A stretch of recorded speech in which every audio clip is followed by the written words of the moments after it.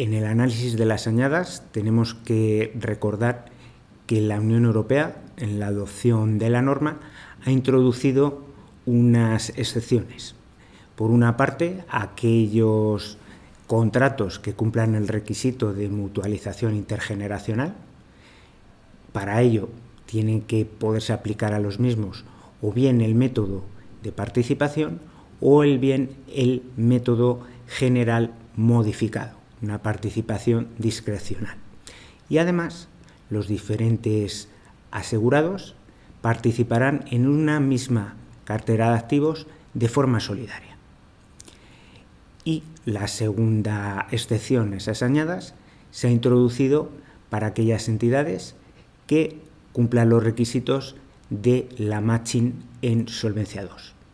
En este caso no será necesario realizar ningún tipo de añada. Podrán agruparse todos los contratos, tanto que cumplan requisitos de mutualización intergeneracional, por una parte, como aquellos que se encuentren sujetos a la matching. El siguiente punto que tenemos que analizar es los límites del contrato, ya que, como veremos, en el método general y en el método de participación vamos a tener que proyectar. Así como también en el método simplificado tendremos que analizar si hay diferencias importantes con ese método general.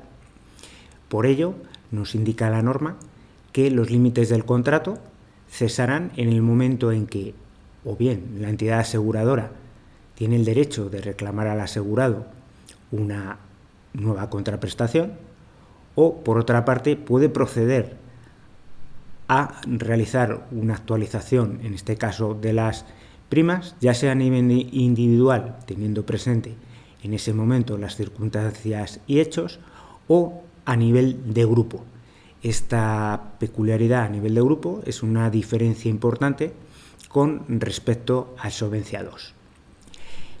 Una vez que ya tenemos delimitados los límites del contrato, pasamos a analizar el momento de registro contable, lo que generalmente y habitualmente consideramos ese devengo, cuando esta norma nos exige que nosotros demos de alta esa cartera y esos grupos en nuestra contabilidad. Para ello nos dice que debemos de proceder en el momento más próximo a cualquiera de los siguientes eventos.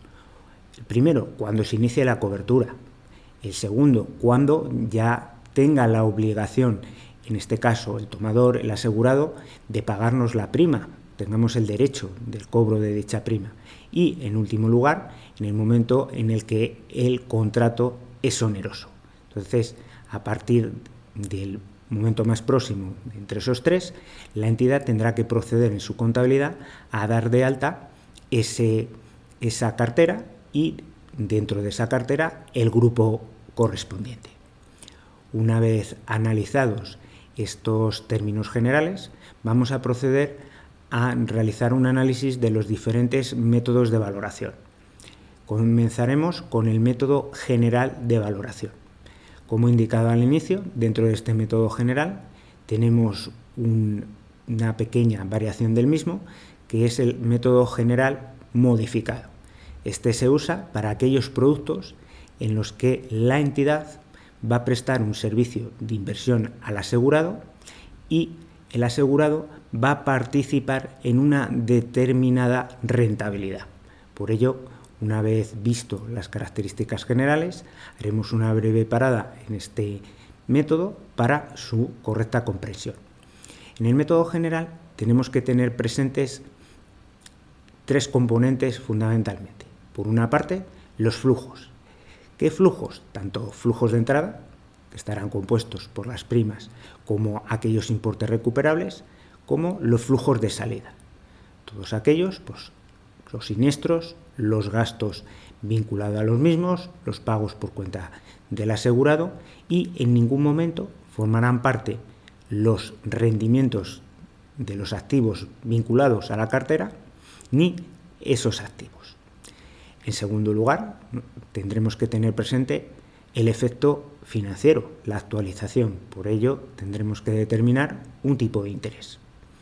Y, en último lugar, tendremos en cuenta lo que la norma llama el ajuste por ese riesgo no financiero, ese pequeño colchón, como podríamos llamar, para aquellas incertidumbres de, al final, cuando vamos a tener que hacer frente a las determinadas obligaciones y para nosotros, pues de alguna manera, cuál sería ese coste de hacer frente a dichas incertidumbres.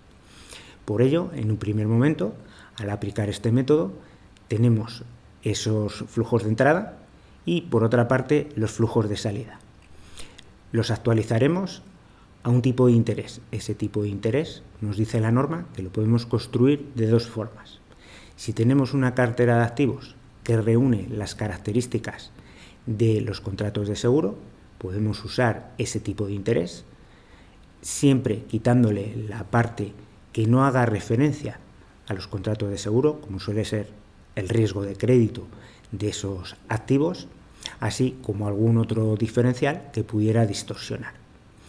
Y en caso de que no tengamos una cartera de activos que fuese representativa, pues nos indica la norma que vayamos a una curva libre de riesgo y le agreguemos un diferencial para que de alguna manera refleje todos esos riesgos vinculados a esos productos de seguro. Como vemos, tenemos dos metodologías, o bien una metodología de arriba hacia abajo cuando tenemos unos activos, o por contra, de abajo hacia arriba cuando tenemos que ir a una curva libre de riesgo, incorporarla a un diferencial. Una vez que lo hemos aplicado, la diferencia entre los flujos de entrada y los flujos de salida, si nos da un importe negativo, tendremos ya automáticamente una pérdida, y si tenemos un importe positivo, lo siguiente que tenemos que tener presente es el ajuste por riesgo no financiero. Ese ajuste por riesgo no financiero, como he indicado, es ese importe que de alguna manera la entidad exige para hacer frente a la incertidumbre de cuándo tendrá que pagar de alguna manera esos importes que espera que puedan ocurrir dados los siniestros.